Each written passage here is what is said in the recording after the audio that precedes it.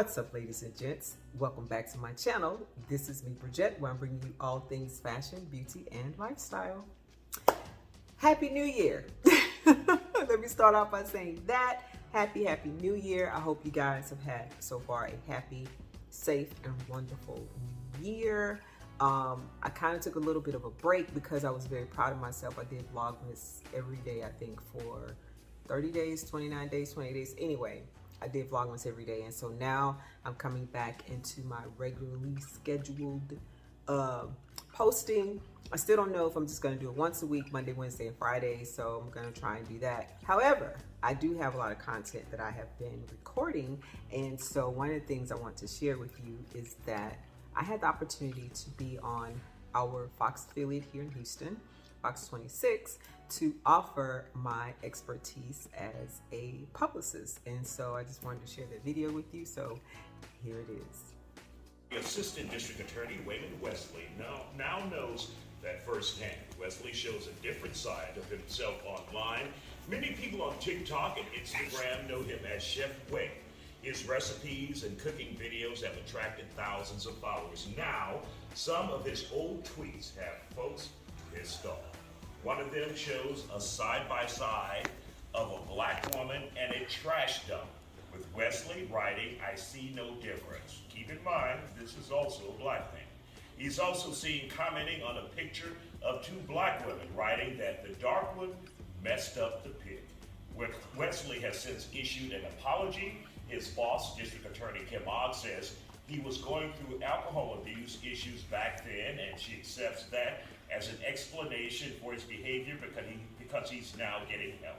Let's bring in our PR specialists, Bridget Joe, and attorneys, Audia Jones and Oliver Brown, who is also the CEO of Online Trolls.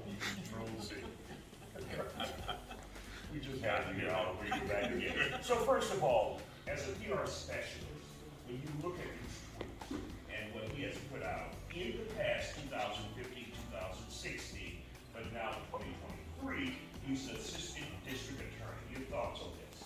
And the damage that it can do not only to him, but to the office. Absolutely. This is horrible. And I mean, even though it was back then, that still shows you that you still feel it. I don't care if you apologize or not. It's still out there. And so they hired him anyway, knowing that he had this out there. Because I did my research. And so now it's like, what are you guys hiding? Now, if they would put it out there at first in the beginning, then maybe some of the backlash wouldn't have been so harsh. But now it's like, knowingly hired this man, and he had all of these things on his tweet. So they found that out 7 years ago. Audia, your thoughts on this as a fellow attorney and someone who may come into contact with this guy? Yeah, absolutely. And I think, one of the biggest things that comes to my mind is a deplorable failure, really on the part of the leadership or lack thereof within the Harris County District Attorney's Office to properly vet individuals that are coming in to prosecute individuals that are facing life or death, that are facing significant amount of time in jail. And not just that, but it's like, here we go again. Here's another issue to add to the problems that the Harris County District Attorney's Office is facing. He's not the first and won't be the last with issues of racial bias and prejudice within the office. And I know that firsthand because I used to work there. But the problem is, at what point are we going to be proactive district attorney and not reactive and put programs and processes and, sensitivity training into place? And in all honesty, a drunk man's words are a sober man's thoughts. So I know those were his thoughts back in 2015 and 2016. We know that. We don't know if they are his thoughts today. However, that is not someone I would ever want to prosecute me as a black woman, knowing how he feels, or to even represent me. I don't know where he stands today, but I will say at some point we have to be proactive rather than reactive. And Oliver, we're going to bring you in, but first I have a question for you. Do you think we would be here tonight talking about him still being there if he were a white man? Yes, I do. I do believe that we would. Definitely would. Do y'all believe that? No. Well, we haven't talked about the issues, the number of racially biased and prejudice issues that they have. Oliver, you know damn well. As a white man, look, his ass would be on unemployment already. Yeah, if he was a white man, he would have already been canceled for That's that. what I'm canceled and fired. And fired.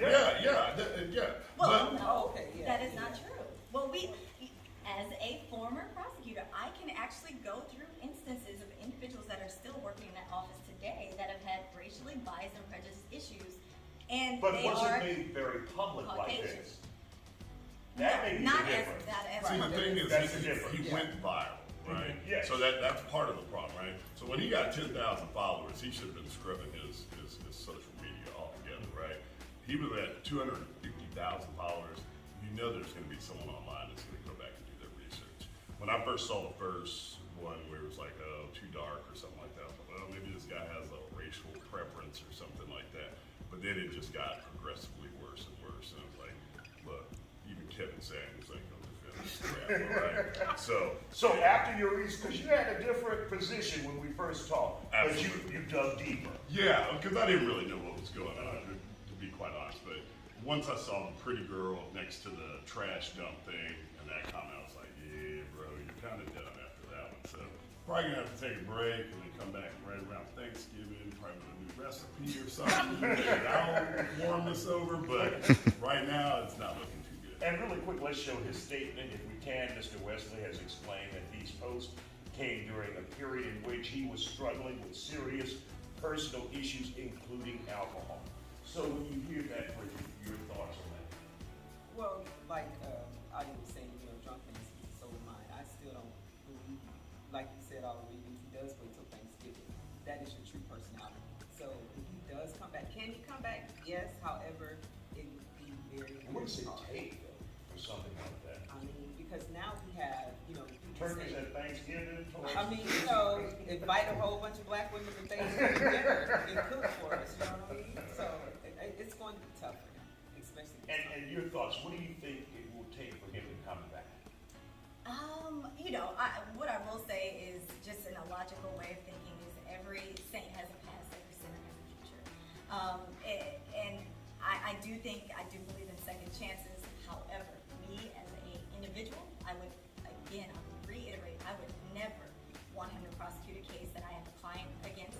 I would never want him to defend an individual that I would send over. I would, as a black female or as a black person. And really quick, let's bring it out here, because we have 30 seconds left.